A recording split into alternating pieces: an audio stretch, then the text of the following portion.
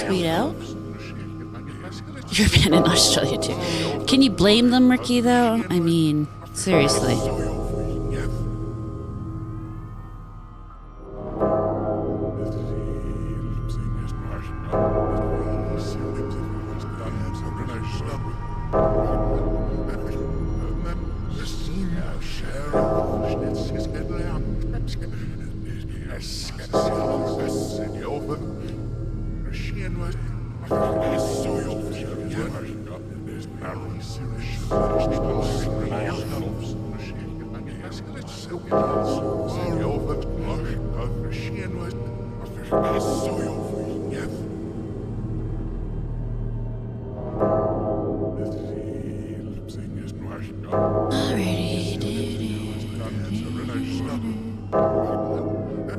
Just gotta get the tweet out.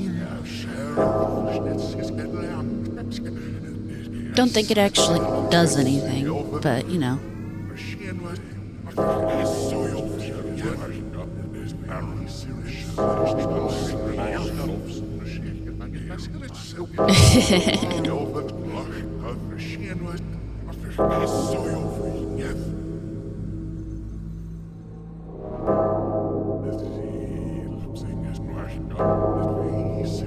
Alright, tweet is done.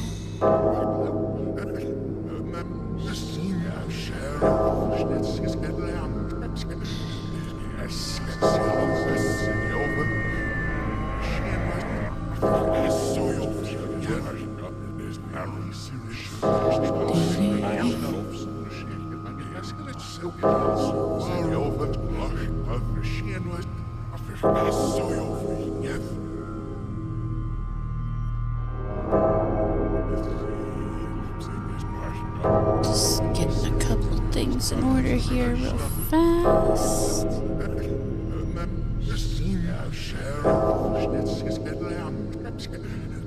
Is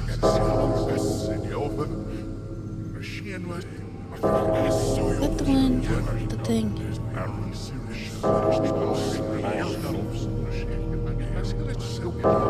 No, didn't I put that in my bookmark? I thought I put that in my bookmarks.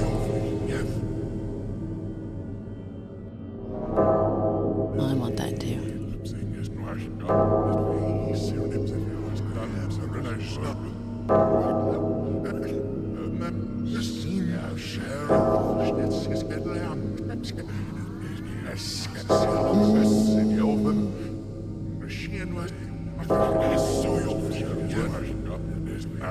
I'm just gonna have to look it up real quick, so... Oh, no, that's not what I wanted.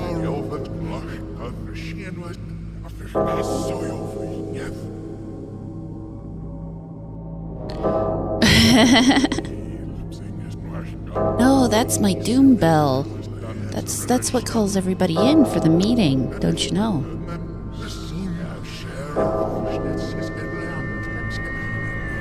Ah, come on.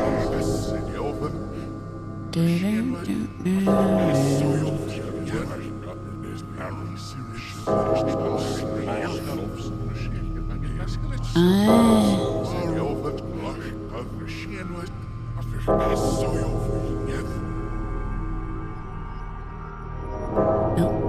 Is that Reddit? That is Reddit. I don't want Reddit.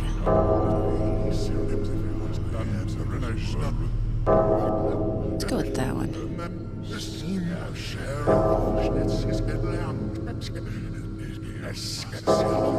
There we go. Just start with that. There we go.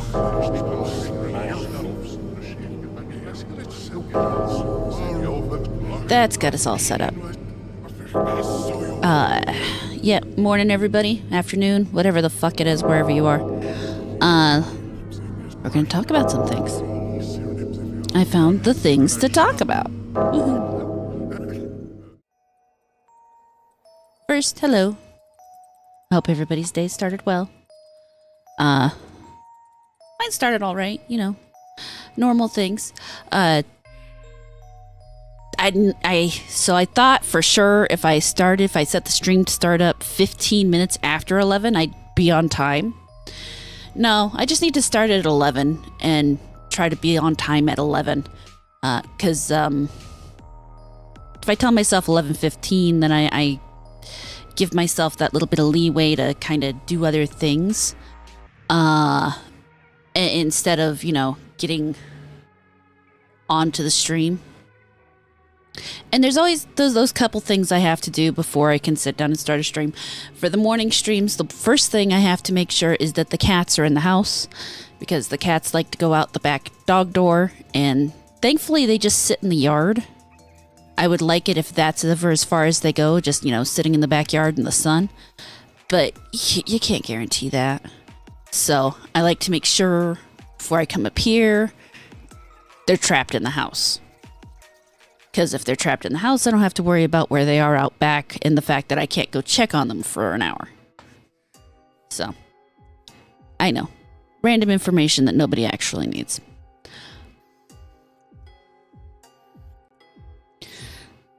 But, you know, that's how it is. You got life stuff you have to do, and... Nope, that's not what I wanted. I want... that. Okay, there we go. All set up. Let's go ahead and slide over here so we can talk about things real quick. I know a few people who are not here in the US. This is specifically for European people. I just wanted to get this out there in case anybody hadn't heard about it. But Valve is warning European Steam Machine and controller buyers of a cyber attack that they need to expect fake messages, emails, or texts or phone calls that mention your hardware order appear to come from Steam, Valve, or like a delivery company. I imagine like DHS or something. I don't know if they have FedEx overseas. I don't live there. They may actually quote your address to you to prove that they're genuine. They may ask you to confirm delivery, or they might want you to pay customs or a delivery fee, or sign somewhere to verify your order, and you need to treat them all as fake. I don't know. Hold on.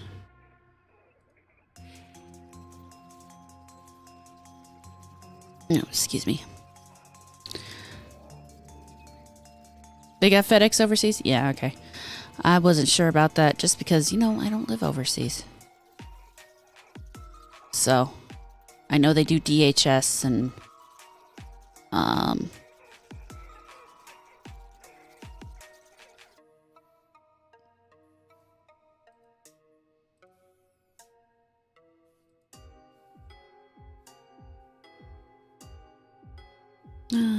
get rid of that. There we go.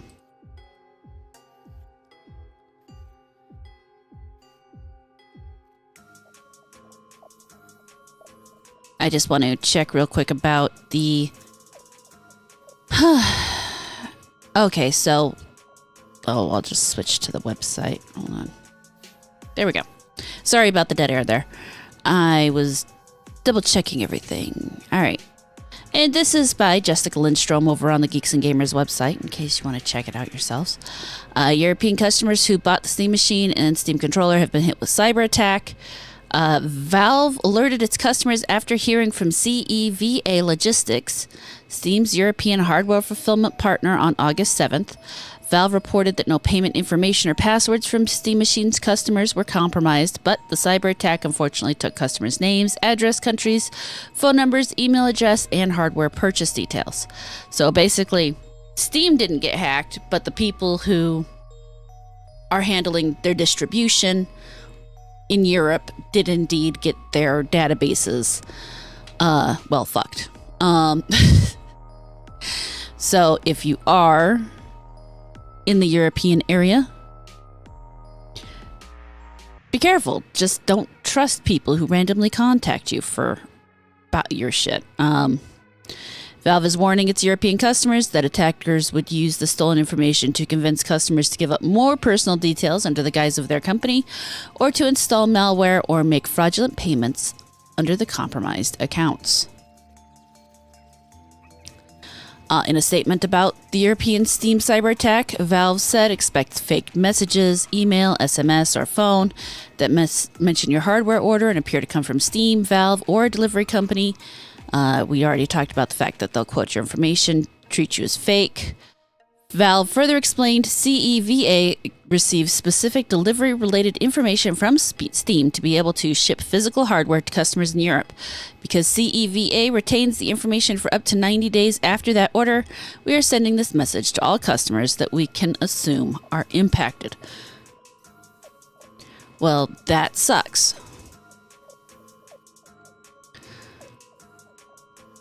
But unfortunately, that is part of our current world, getting hacked by things and fun stuff like that.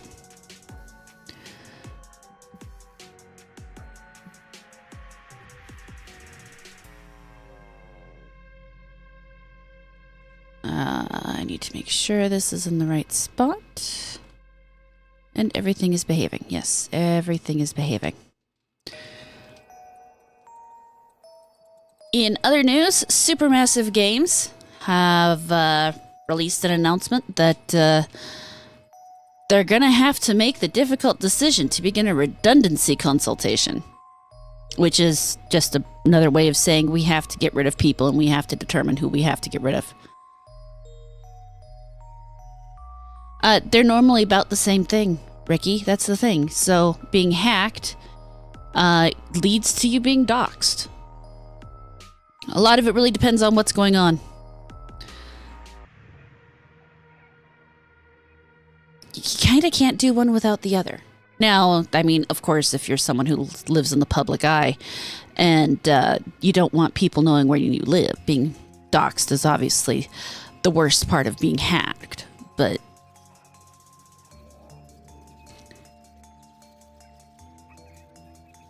generally being hacked, that just means someone has your information.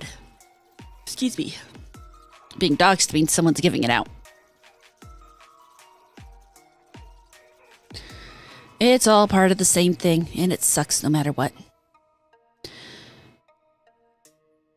Yeah, so Supermassive Games losing up to 75 of their colleagues. This is a necessary step to help ensure the sustainability of the company. We know this will be an incredibly difficult time for everyone, and our priority throughout the process will be to provide support to all those impacted. Now, Supermassive Games is known for Until Dawn. They did The Quarry. They did Little Nightmares 3. Not that everybody was particularly thrilled with that. And their most recent one was Directive 8020, which apparently I am the only one that remembered it came out, because so many people are like, I never heard of this game. Well, when the game came out, people actually did talk about it. The problem is it wasn't good. And it has that one black lady that's in everything lately. And so there was a lot of conversation about her being around in the game. But not actually about the game itself, because the game itself just wasn't good. And honestly, the narrative type movie games like Until Dawn, where, I mean, it's basically a choose your own adventure novel. And you're selecting which way you go through quick time events. They only work in limited scope. You either have to have one hell of a good story. Well, no, there is no either. You have to have one hell of a good story and excellent writing for them to work. Now, I enjoyed Until Dawn, but it's really the only game like that I've played all that much. I mean, trying to decide if it's really all that much like Doki Doki Literature Club, which, again, visual novel. But yeah, I mean, it's a choose your own adventure movie. You get really, at least back when it came out, the graphics I thought were really good.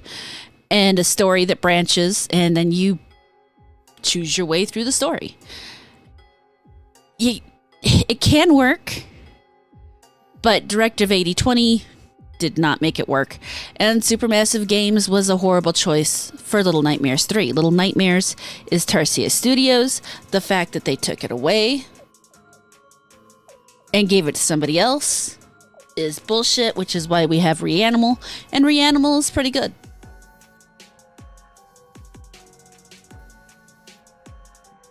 I have to wonder about who decides, you know, you got this IP and this studio kinda created the style and the whole thing, and they are the people who do this IP. What makes you decide for the third game you're going to go give it to these other guys who don't? What makes you think that they're going to do it better? That's the confusing part for me. Hey Jazz, how's it going?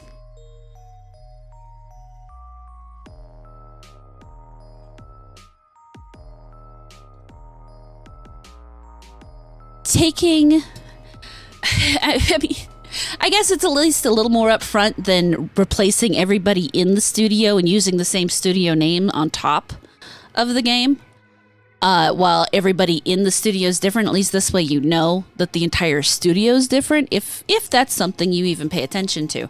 It's like some people pay attention to movie directors and know which director they like better, or movie studios. Like the only studio I pay attention to is Boomhouse, and that's because they make horror movies, and those are hit and miss. Those are so hit and miss. Obviously, they had a huge hit with Obsession, but it's horror. Horror is always hit and miss. So, but imagine taking a really good series like Little Nightmares, giving it to another studio, and then that studio it implodes, for lack of a better term. Was Supermassive one of those ones that split off? Hold on, I need to check.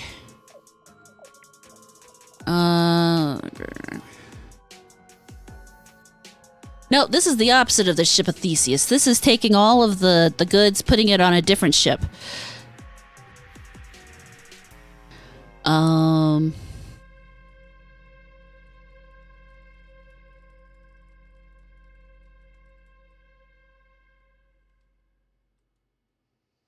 we go.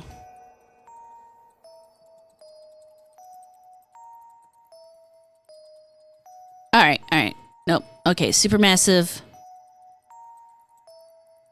was not one of the ones released by Microsoft. So, they're failing under their own power, which is fine.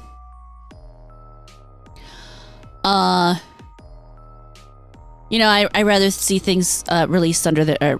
so then how... I'm going to have to ask Grok this. How did Supermassive become the dev studio for Little Nightmares 3.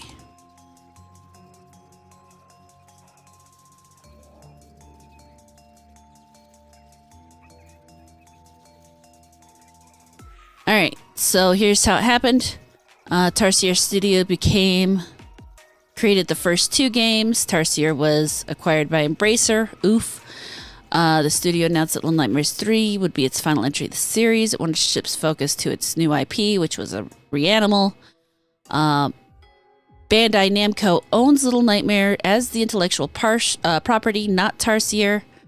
Bandai decided to keep the franchise going and began looking for a new developer. Okay, so because Bandai owns the IP and Tarsier said they wanted to do 3, but oh no. Okay, so Tarsier said 2 would be the last one. Bandai owns the IP. They decided they wanted to keep it going, so they gave it to Supermassive. Okay.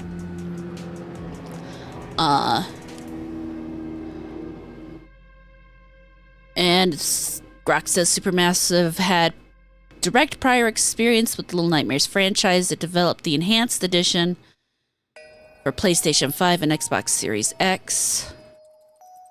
The studio has strong credentials in narrative-driven horror co-op multiplayer experiences, which aligned with Bandai's plans to introduce online co-op with AI companion support for solo play in the 3rd game.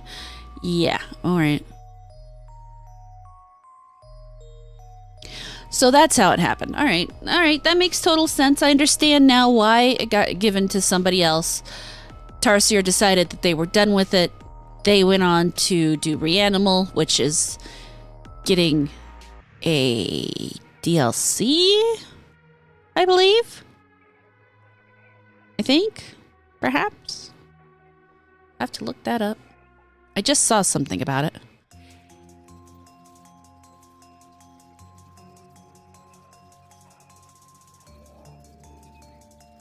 But anyway, so yeah, Reanimal getting a DLC.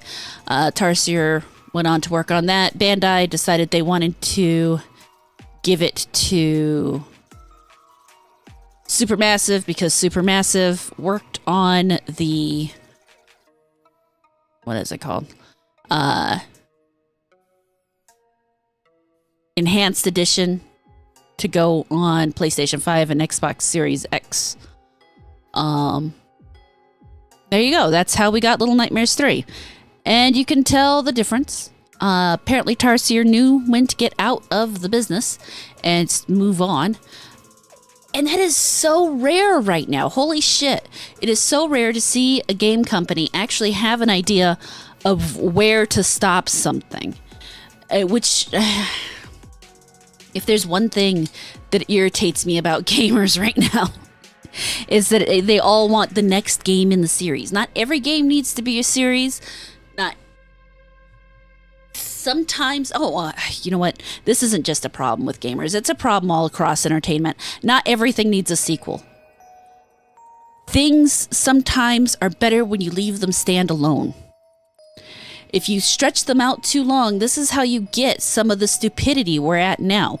I would have been a completely content person for the rest of my life if Dragon Age had never gotten a 4th game. I'm still a completely content person because as far as I'm concerned, Dragon Age never got a 4th game. It got a skin suit pretending to be a 4th game. And people expect people to be happy about that. No. I would much rather see my series end on a good note with a resolution, which to be fair, Dragon Age Inquisition did not end on a good resolution. There was definitely room for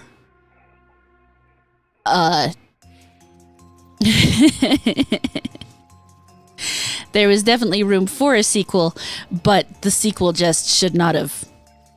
No, that was not the sequel.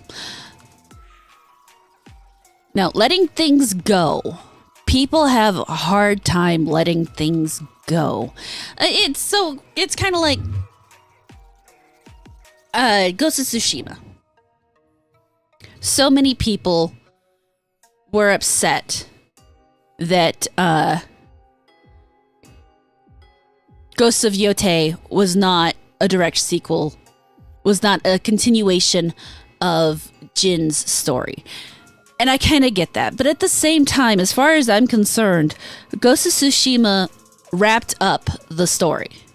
It reached the end of the story. His entire goal wasn't to go and chase the Huns off into China and chase them back. His goal was to save Tsushima, and he did that.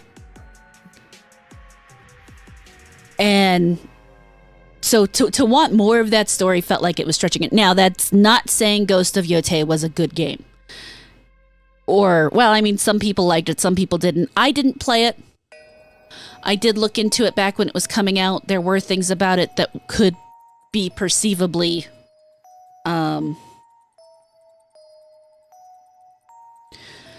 accurate for the time, but for the time it was coming out, no, they totally botched that.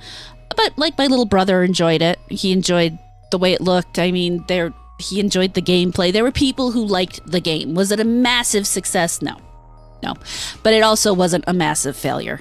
It was in the middle. Now, no matter how someone might personally feel about it, is an entirely different issue. Hey, Hero. Hey, Hollywood. Good to see you both. Hope you're having a lovely morning, afternoon, whatever it is.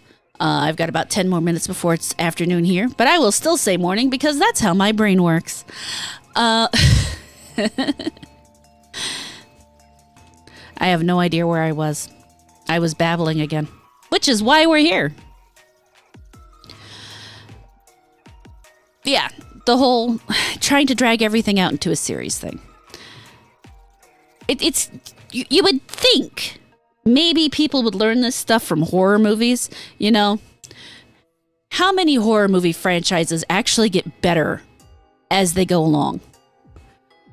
Name one. Just one. I mean, the longer you draw out a franchise, unless it is actually planned out. And Lord of the Rings don't count because that's not a franchise. That is 3 separate books. But the more you draw something out, the thinner you stretch that thread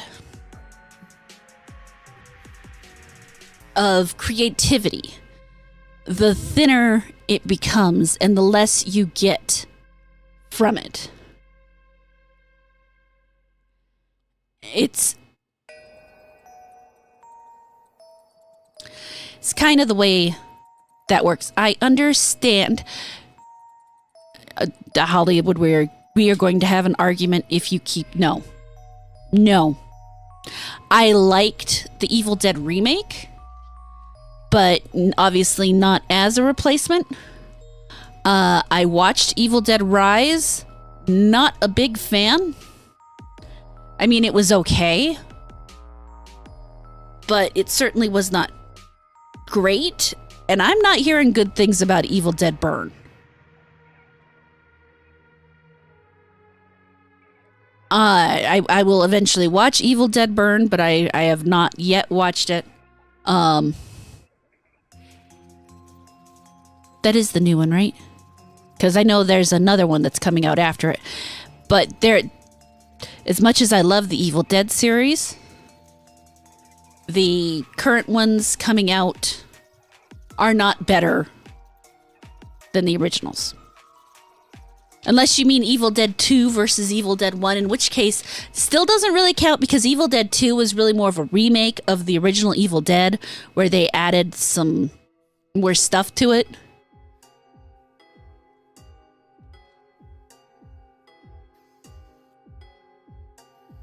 But yeah, I did like the Evil Dead remake, despite how many people hated it. I thought spiritually it worked really well as kind of a successor.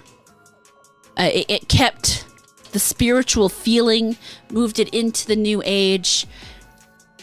And yeah, I mean, it kind of twisted things around, but it's going to have to. I was not unhappy with it. I would have liked if they had done the ending where she met up with Ash, but they didn't, and that's okay, because realistically, they should probably maintain 2 separate worlds.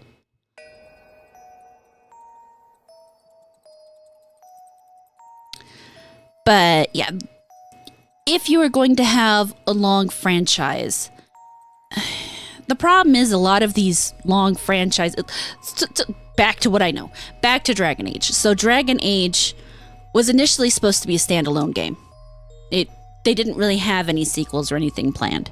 So they did the game. They put it out. Big hit. Studio says, okay, do it again. And doesn't give them enough time to really flesh it out as well. And that's how you got Dragon Age 2. Which is still a good game. But that is where, obviously, the downslide started. Now, I would argue that with Dragon Age, you had enough material there that if people had sat down and really thought it through, you probably could have planned out quite a bit. You probably could have had a long-running multi-game series that expanded on a deep, lore-rich world. But that's not what we got. What we got was kind of what they did with the sequel trilogy of Star Wars, or the Disney trilogy of Star Wars. You got a guy, you got the first game, and then you got somebody else who kind of came in and did the second game, and then you got another guy who came in and did the third one, and you lost the thread because you didn't have it planned out. There was some super cool stuff at the end of Dragon Age, the original Dragon Age Origins, that would have been so cool to see played out. The whole stuff with Corypheus and the dark spawn and the new types of dark spawn and as it gains sentience, and that would have been so fucking cool to see. But no, we didn't get that. What we got was something else. Much to my depression. So much untapped material and potential there that would have been amazing. But then you have something like, you can tell for Clair Obscur. So a lot of people miss is that it's Clair Obscur : Expedition 33. Clair Obscur is going to be the universe. Expedition 33 was a game in said universe. So the next game that comes out, Sandfall Studios has already said, is going to be something entirely different. It's not going to be a direct sequel. It's going to be something else. I'm excited to see how it expands on the lore in the universe. Because a lot of people, I think when the game comes out, there's going to be a lot of people who are upset that it's not taking place in Verso's painting the way Expedition 33 did. I actually entirely anticipate it taking out either in maybe a storybook or in the actual world. And I think there are a lot of people out there who are going to be really upset by that. Because, again, you have, it's going to be like the Ghost of Tsushima thing. They're going to say, but I wanted to know what happened with Verso, or I wanted to know what happened with Ciel, or whatever. I wanted to know what happened to Alicia. And we might get more Alicia. I don't know.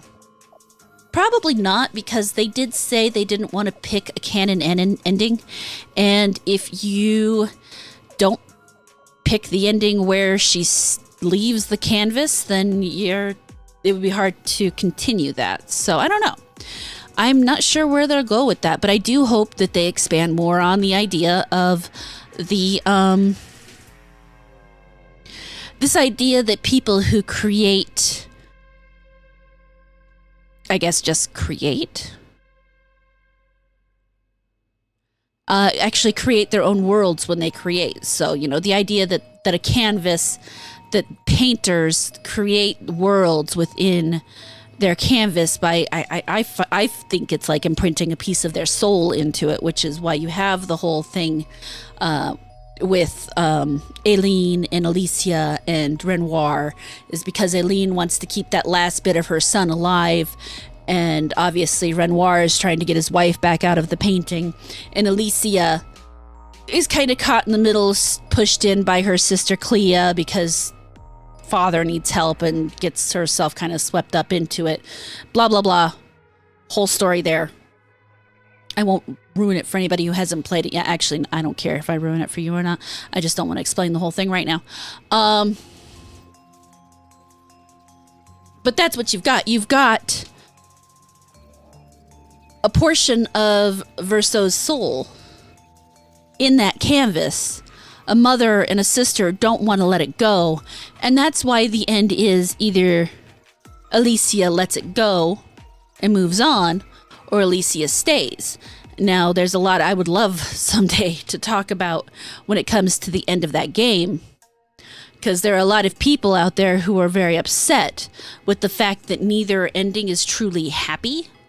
Like, a lot of people think that if you pick to stay in the canvas, that everybody should just get to live on, and you shouldn't get that moment where you see what staying in the canvas does.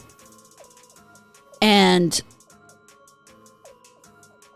I think those people kind of miss the point of what the game's about. The whole thing is literally about overindulging in your grief and letting it eat you. And that's why what happens to the non-painting entities happens to the non-painting entities. Which, I mean, if you haven't played the game, you would have to see it. But I think they have planned out a world appropriately. I'm probably going to catch a little bit of flack for this, but I think it's a problem in comics. In comics, you see a lot of this resetting the world, bringing people back, starting the story from page 1 again, over and over again, because I mean, this guy comes up and now they've got to give you their take on Batman's story, their take on Superman's story. And so then you end up retreading ground that's already been tread. But because there's such a small amount there, instead of actually creating more and moving it on, they keep coming back to the same stuff over and over again. I'm not gonna kid you. If I have to see Batman's parents die one more time, I'm probably gonna scream.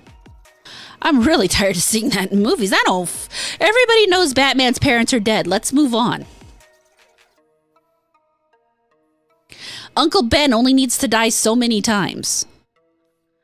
I'm over it. Can we go to something else now? But the problem is especially for movies, those are the strongest emotional moments is those beginnings, and they feel like they have to reset up the beginning every time. Not realizing we're all I'm kind of over it. I don't know about the rest of you, but I'm so over it. I forgot what I was talking about again. Oh, right. Supermassive. Good thing I left this up on my screen. But yeah, so Supermassive not doing so well despite being given a series by Bandai. Their own stuff not doing so hot. How well did Little Nightmares 3 even do? I'm curious. I need this one. So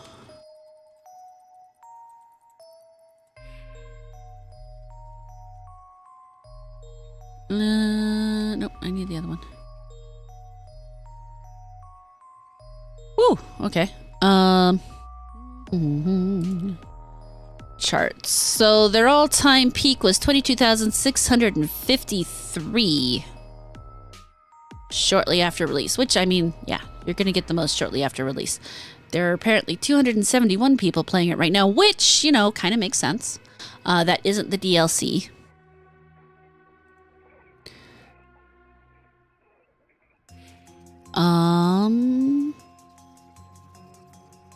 Let's see here. What is the most recent DLC? It was back in June.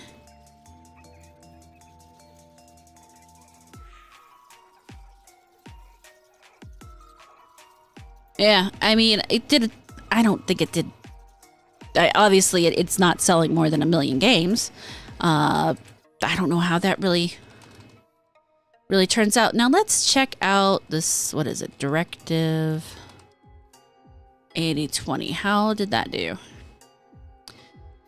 Ooh. Ow. Okay. So Directive 8020 had an all-time peak of 3,072 people 3 months ago. That's not great. Actually, I kind of get why people forgot about it. Because no one bought it. That sucks.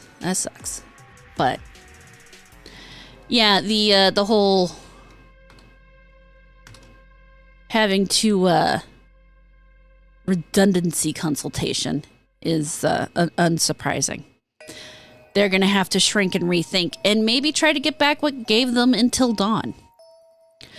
But I don't know if they can, to be entirely honest. Until Dawn was interesting,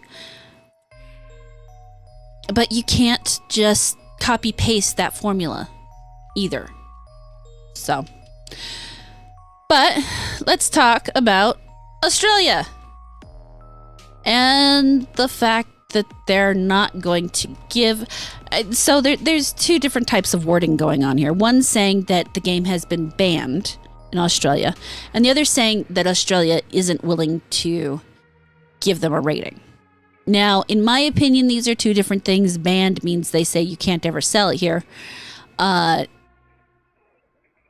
while the other one is more of a, well, we're just not gonna give you a rating kind of thing. I guess in Australia that basically equates to being banned, which I guess is also unsurprising, but you know, whatever. A funny thing is that it's not even being banned because it is violent or disgusting, or, you know, it's not getting banned because you get to stab people or whatever. It's being banned because you can smoke weed. They are banning the game because the characters in the game can smoke weed. Now, okay, I suppose I should backtrack a bit. For those who don't know, this Halloween game, Halloween the game, is coming out, I believe, this October, which makes sense. I mean, Halloween, blah, blah, blah. And it is going to be one of those asymmetrical Dead by Daylight types, you know. One person can play Michael Myers, and then you have a group of survivors who, you know, basically try to escape him.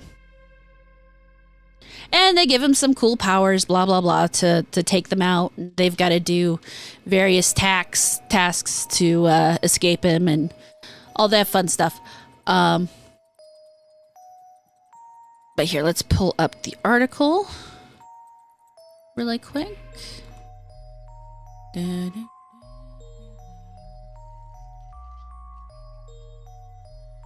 Here we go. Halloween, the game denied classification in Australia and New Zealand over drug depiction.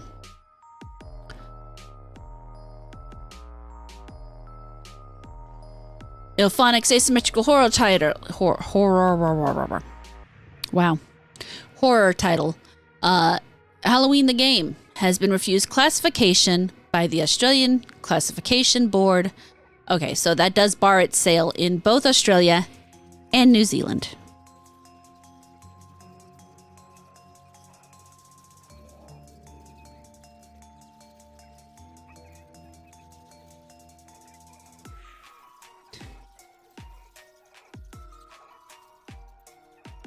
Yes, it is essentially Dead by Daylight. So what's going to set this separate from Dead by Daylight is that it is actually set in Haddonfield. There are some other differences, but yeah, the entire reason that they can't sell this in Australia isn't because you stab people, it's because they smoke weed. Yeah.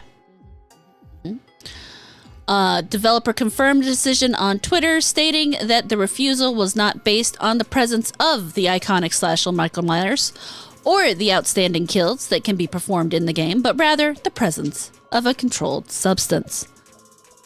Despite every effort on our part, the Australian Classification Board has denied Halloween, the game, a rating, the studio confirmed in response to a player. Unfortunately, to our disappointment, and certainly yours, this means we cannot sell the physical or digital product in both Australia and New Zealand. And the fact that they're even talking about a physical product is astounding to me.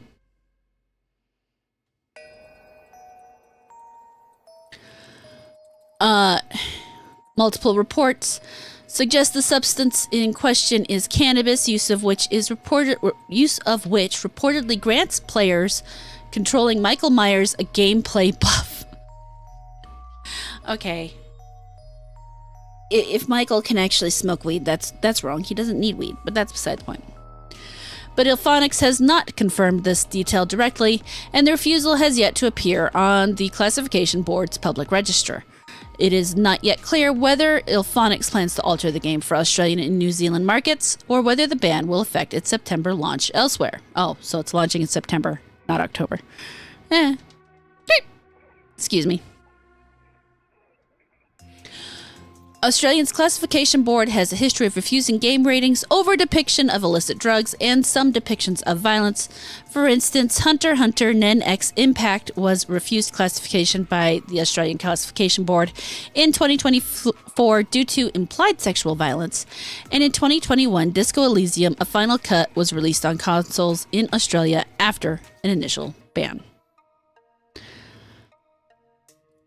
Oops. What the fuck was it? Anyway.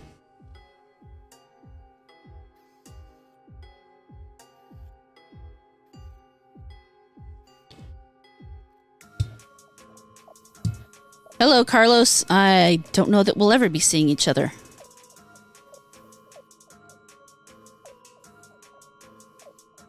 That's a strange question. So just settings, so just makes that. I don't know about that question, Crotum. I know that there's, so I'm not entirely angry at this game being a kind of Dead by Daylight ripoff, especially since it does contain a single player mission story line.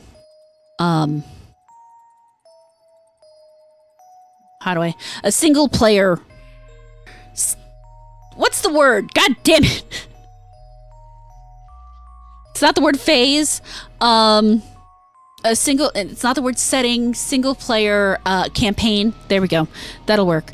It includes a single player campaign so that, yes, there is a multiplayer aspect. And I do believe it was designed around the multiplayer aspect first. But there is the single player to help carry it.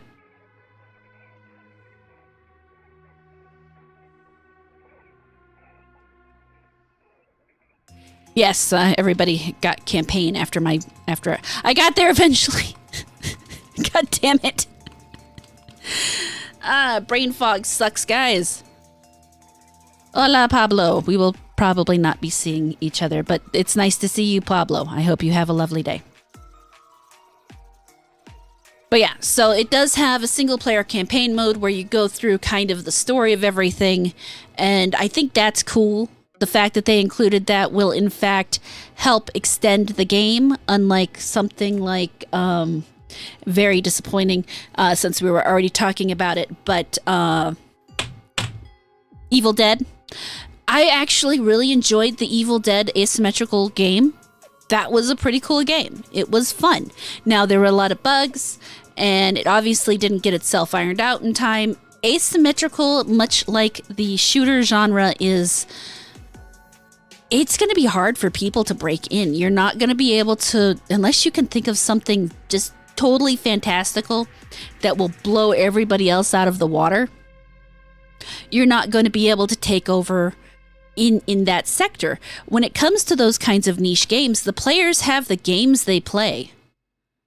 And you have to provide them with something huge and new to really pull them away from what they're already invested in. I know Dead by Daylight really has an iron hold on that. I've only played like maybe 2 rounds of Dead by Daylight. I'm not a big fan. I mean, it was okay. But it's kind of like I'm not into extraction shooters or MOBAs or any of those others either. So, yeah. these kinds of games really have to have a way, a reason to build the player base for people to keep coming back. And when you already have Dead by Daylight basically holding all the cards, you're not going to get people to come back just for a theme. Especially not when so many of the themes already exist in Dead by Daylight.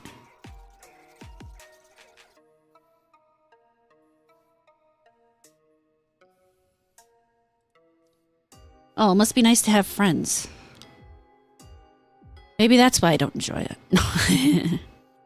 Now, I've got to set up a stream of possessions, which is something entirely different. Actually, I'll talk about that real quick. I've got a minute. Let me...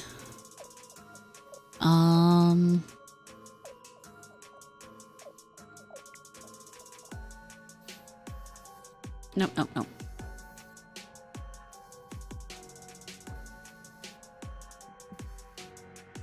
Hold on.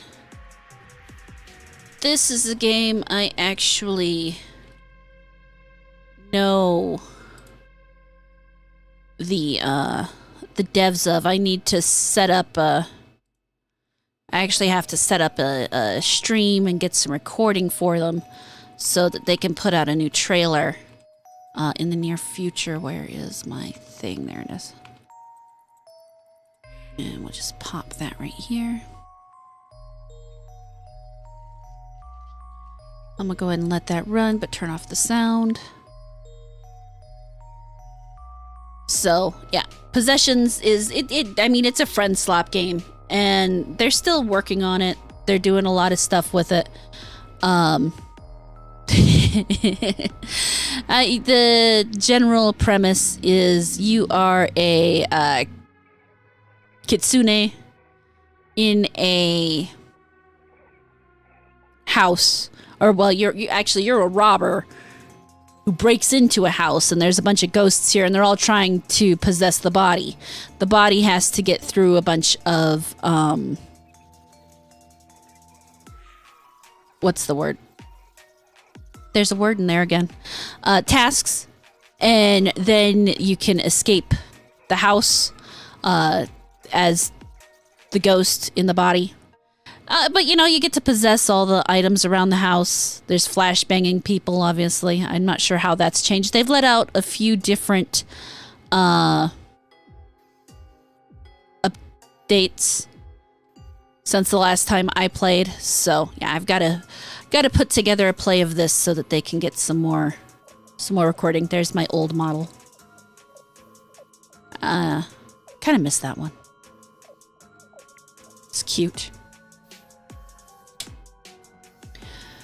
But yeah, I mean, this is one of those fun friend slop games. Devs are good people. So if you want to give it... Here, I'll actually just go ahead and stick this in the chat. If you want to check it out and give it a try, I do recommend it. It's fun with friends if you have them.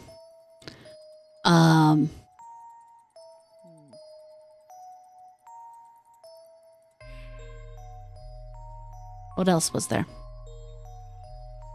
I put myself in a dead end. Anyway. Yeah, but, I mean, honestly, those of you who are saying this isn't going to last very long, you're probably right. Instead of trying to... I really wish they'd do less horror games that were asymmetrical like this. I'm actually really excited for the, Hellraiser game that's coming out. I mean, if any game was going to end up being an asymmetrical kind of game like this, I could have seen them doing it with Hellraiser. But the fact that it is entirely a single-player game, oh my god, I'm so excited. Now, I'm worried about it because that is not a game I think I'll be able to play on stream. It does seem like they have an idea of the differences that they will have to enact for it to be safe on a streaming site, because when you go on and you watch their trailers on Twitter and you watch their trailers on the website, there's huge differences. But when I say they went all in on the Hellraiser, oh my god. They went all in. And the fact that they got Doug Bradley for the voice of Pinhead for the game, absolutely amazing. There is only one Pinhead, much like there is only one Freddy Krueger, there is only one Pinhead, and that is Doug Bradley. To have his voice back in that iconic role, it makes me excited. It's odd to see how they're going to weave it in. Like, you use one of the configurations as a weapon while you're trying to save your girlfriend. It's crazy, man. It is so crazy. But I think it'll be fun. I don't know that I'm going to be able to stream it, especially since I'm one of those people who will want to enjoy it in its full gore. Maybe I'll have to play it through on my own, and then if they have like a streamer version, play it on stream, maybe. But I don't know. There's so many games coming out this October. Holy shit. Horror is having its day right now, which is great because I love horror.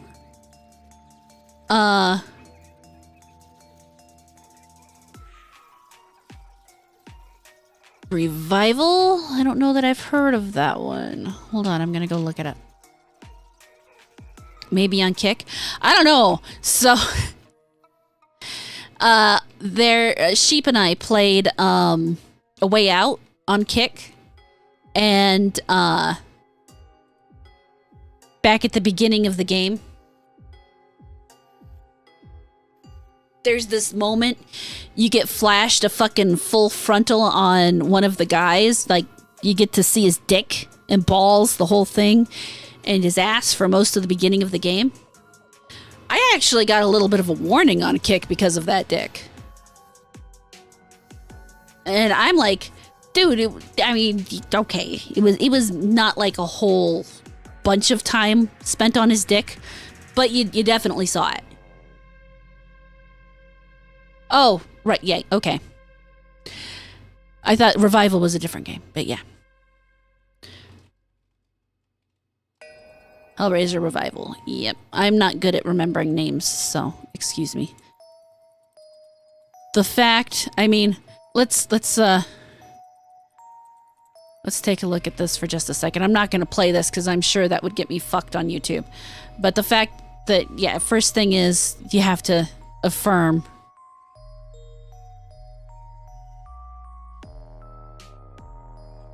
Yeah, right? 10 seconds of a dick and all of a sudden it's pornography.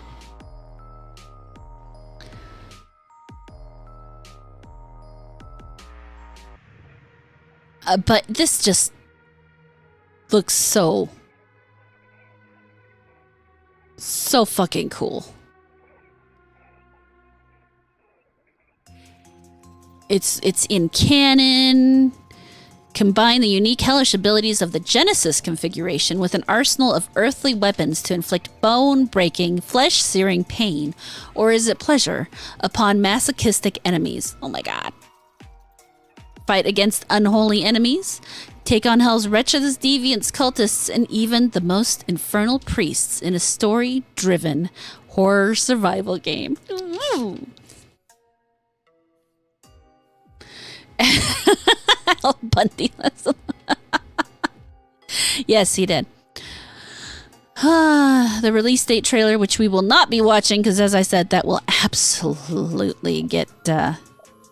Did you play the demo, Sam? Because I did play the demo for Sinking City 2, and I actually liked it.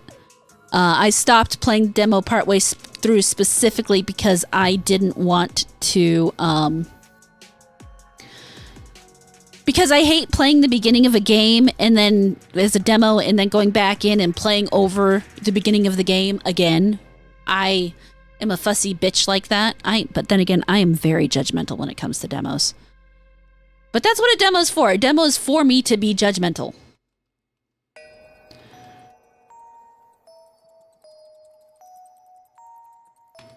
But yeah, this will be fun. It's good to see you, Jesse. This will be a good time. Am I going to be able to stream it? I don't know. But I am very excited for it either way. I bet if I went and saw it on Twitter, I could probably play the trailer, but when I say they hit this on the head, oh, it's gorgeous. It's gorgeous. Rumble exclusive?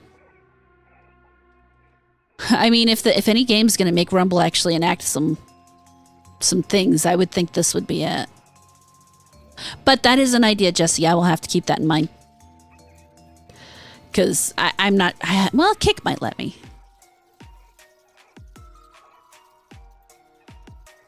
Yeah, so that's the thing, Sam. The gameplay in this one is definitely different from the first game. I thought it was good. I mean, they went a little more action oriented with it, so it's different from the Sherlock game and Sinking City 1. But I think the gameplay is fun, and I think the way they pulled it off was interesting. So I think it'll be a good game. I still need to finish Neo 3. Then I can pick... Oh, right. After I finish Neo 3, then I'm going to play Shadow Hearts, because that game needs more love. I don't care that it's retro. It's a fucking fantastic game. And it does not have nearly enough attention given to it. But yeah, so that wraps up my hour. I unfortunately have to go, work. The dogs need their food, all that fun stuff. We will revisit more ramblings on Thursday. Tonight I will be on the Offensive Charm podcast, as always, because that's what I do with my Tuesday nights. So be sure to stop by for that.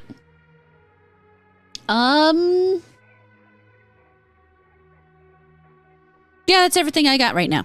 So, you all have a good afternoon. Great rest of the day. Take care of yourselves.